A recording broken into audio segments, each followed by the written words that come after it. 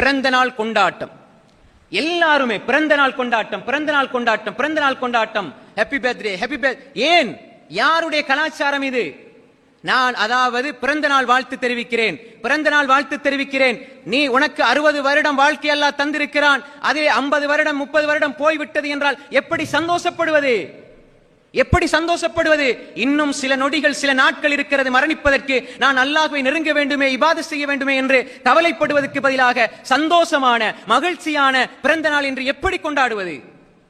அன்புக்குரிய சகோதரிகளே, 12 மணி வரை முழித்துக் கொண்டு இருந்து நான் தான் முதலாவது வாழ்த்து சொல்ல வேண்டும் என்ற ஒரு நோய். பிறந்த நாள் கேக் என்று, பிறந்த நாளுக்கென்று தீன்பண்டங்களை கொடுத்து அனுப்புகிறோம், அதை சாப்பிடுகிறோம். இது ரசூலுல்லாவை இழிவுபடுத்துவதற்கு சமம்.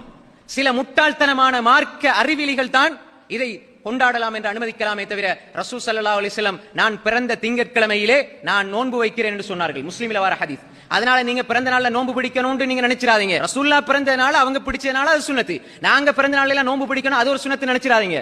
ஆனால் தான் பிறந்த தினத்தில் ரசூலுல்லாஹ் பசித்திருந்து நோன்பு பிடிக்க நீங்க கேக் வெட்டி கொண்டாடுகிறீர்கள் என்றால் உங்களோட பிறந்த தினத்தை எவ்வளவு கேவலமான ஒரு நிலை. ஒன்றே யூத நசாராக்களை பின்பற்றீங்க, பாவம். இரண்டாவது அதை பகிரங்கப்படுத்துறீங்க, பாவம். மூன்றாவது மக்களை தூண்டுறீங்க, பாவம். நான்காவது ரசூலுல்லாஹி ஸல்லல்லாஹு அலைஹி வஸல்லம் அவருடைய வழிகாட்டலை விட்டுட்டு அவர்களுக்கு மாறு செய்றீங்க, பாவம். அஞ்சாவது ரசூலுல்லாஹ் நோன்பு பிடிச்சாங்க என்று சொல்கிற பொழுது நீங்க வயிறு நிறைய சாப்பிடுறீங்க, ரசூலுல்லாஹ் இழிவுபடுத்துறீங்களே, இது ஒரு பாவம்.